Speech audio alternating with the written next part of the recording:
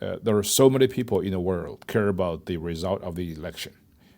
In a way, almost like, democracy 101. People observe the processes. People care about the issues that are discussed in America. And so it shows that, once again, America is not an ordinary country. It's an extraordinary country whose fate actually would affect tremendously the destiny of the other parts of the world. So as Americans, we should all be very proud of this. Yeah. Well, we kind of set the tone, right, for democracy. And so what is so unique about the U.S. presidential elections in relation to not just their grandiosity and their importance, but also the system in and of itself? First of all, United States election season stands out as very unique because it's very long. Yeah. It's almost like more than a year in the actual sense. And also, it involves a lot of sectors of the society. It's almost like an industry in a way. For the world, of course, it's a pastime to observe the world's the oldest democracy in action. You can see actually from some of the issues discussed, it's not just about the domestic issues, bread and butter issues, like in most other countries' elections. A lot of issues reflected in any American presidential elections in the last century is necessarily the issues that most of the people in the world would care about. Yeah. It's about global security. It's about global commerce. It's about the technological advance. It's about basically U.S. policy and its impact to everybody. So in a way, not everybody is like bystanders because U.S. policy will indirectly, in most cases, impact their own lives as well. That's why it's really, really fascinating to watch American election in action. Personally, I think 1 year is too long. I mean, in most cases, particularly in parliamentary system in the UK, for example, it lasts a few weeks and then it's gone. Yeah. No, it is unique in the fact that you're not just voting for something that you want to happen here in the States, but you're also voting for a way of life and a standard That's right. You want to be upheld around the globe. And also, there's also something else that is, unlike in most democracies, where mostly parliamentary democracy, you vote for the party. In the United States, the party elections normally take place in the form of electing senators and congressmen. American presidential election is elected one individual completely separately from the election of the parliament, of the Congress. So that's why you create a individual, the presidential candidates, larger than real life. And you have to really promote that person to the maximum, or you have to demonize that person to the maximum, depends on which perspective you're coming from. That's why there's so much emphasis on individual image, individual virtues, and the individual's capability to run the country. That's one of the reasons why the president of the United States tends to be very powerful. Yeah, well, and the intensity of these campaigns has only grown, as demonstrated by fundraising in the billions, spam texts to my phones also in the billions. But what is the room for improvement that is left in our system? Well, American democracy was born in the backdrop of Enlightenment, which is basically the 18th century phenomenon. Right. This country was created in the late 1700s, late 18th century. So many of its mechanisms were reflections of 18th century technologies, 18th century lifestyle. Even the principles, the fundamental creeds of this democracy are eternal, still a guiding light for this country and for the rest of the world. But the mechanisms, particularly the methods, are different when it comes in particular when it comes to procedures. For example, the American elections normally take place on Tuesdays, so you cannot really guarantee the maximum amount of voter participation. Now, there is a wonderful thing about American democracy, that is, it has an enormous capability to redress some of the inadequacies. This year, for example, after the chaotic 2020 election, I say chaotic mostly because of exigency of COVID. So mail-in ballot and counting practices. So this election cycle, 2024, is becoming much more mature and sophisticated. Many states, for example, my home state of Maryland, they have multi-day early voting. So you could vote days before the actual Tuesday, which is November 5th, which is today. Yep. So that really guarantee people you can vote. And also they extended the voting hours. So normally the booth won't be closed until 8 o'clock in the afternoon, even in the early voting. So that's why you have this kind of methods to redress the inadequacies. Another thing, for example, in America, you asked me about the room for improvement. Yeah. Opinion polls, news media, 24/7 news cycle has exerted tremendous impact upon voters' willingness to vote either way. So that's why I think there should be some kind of rules as to when the news media should really stop publishing these highly partisan, biased polling results to influence the voters' willingness. So those kind of things can be, many countries have done this. They have some regulations. And of course, voter ID, right? Voters' authenticity verification, that has to be done. But overall, I mean, one of the most important things about the 18th century vintage of American democracy is our voting system is overwhelmingly run by local authorities. There is no federal election mechanism. So all presidential elections were handled by 50 states. Each state has a different standard and methods. That's the reason why there's so many chaos. I think we should learn from new democracies like Taiwan, for example, where there is a central election commission that has uniform standards. And so to minimize the opportunities for fraud or misinterpretation of the results. There's also something unique about these two candidates for 2024 election. On one hand is a former president, Donald J. Trump, who had a 4-year run, and in 2020 he didn't prevail, and President Joe Biden became president. And many people say that the election right now is not really about voting for somebody, rather is voting for somebody you don't like. It's voting against somebody else. So this is the case that both sides recognize this. And that's why in this election cycle is the same thing. In 2020, President Biden was not the leading candidate for a long time. The leader was Bernie Sanders, a sort of a progressive candidate, shall we say, from the state of Vermont. He was a senator. So the Democrats, of course, didn't believe that he would win because the policy was pretty much too way to the left. So they sort of worked his way through the Democratic convention and got Joe Biden elected as the candidate, nominated him rather. This year is the same thing. I mean, Kamala Harris is a senator from state of California, but she was not a good campaigner. In 2020, she didn't even gain 1% of Democratic votes in the primary, so she was the first dropout. But then she became a vice president candidate, and she was not a front runner until President Biden performed really badly in the first debate.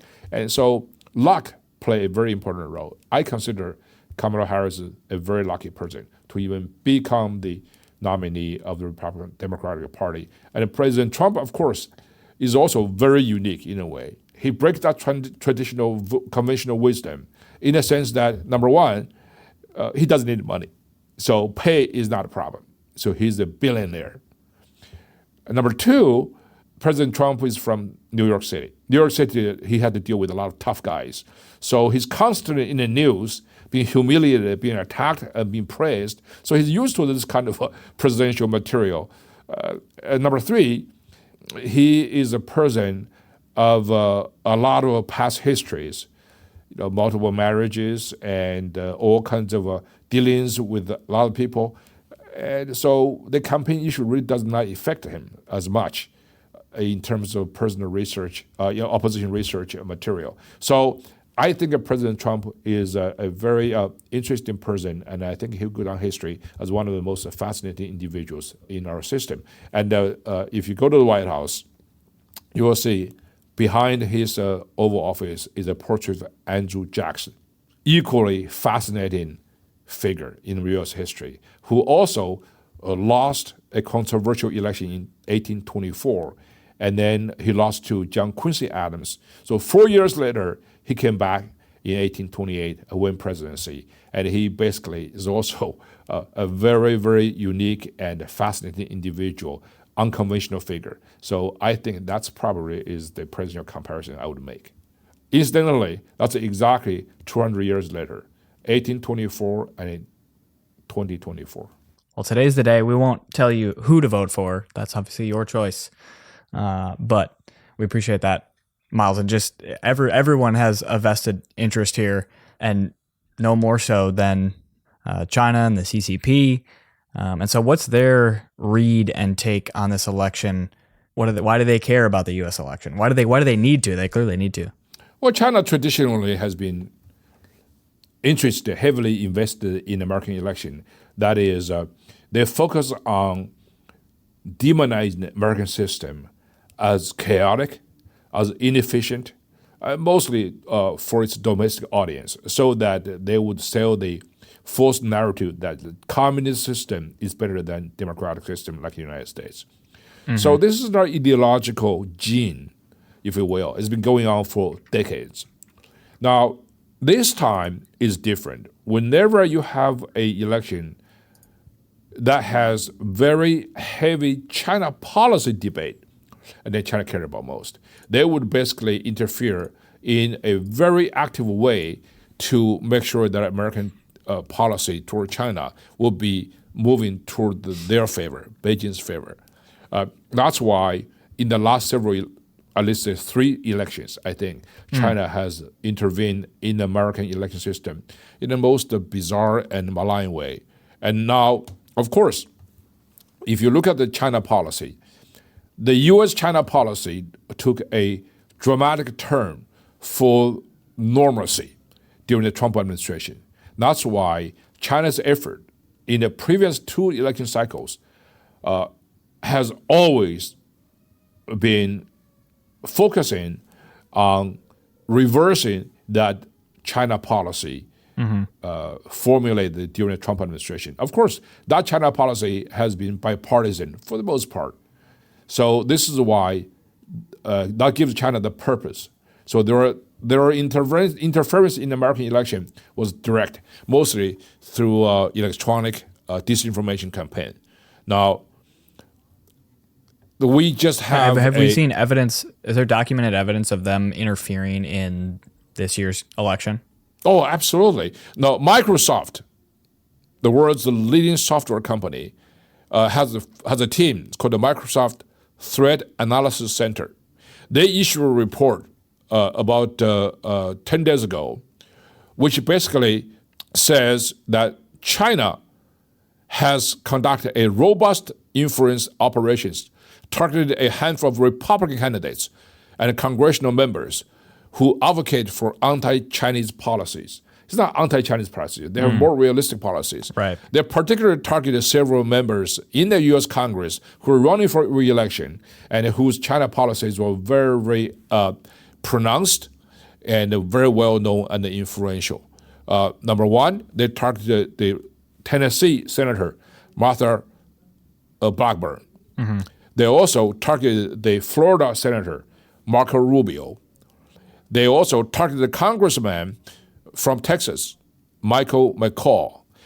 Michael McCaul is the House Foreign Relations Committee chair. He was very, very tough on China.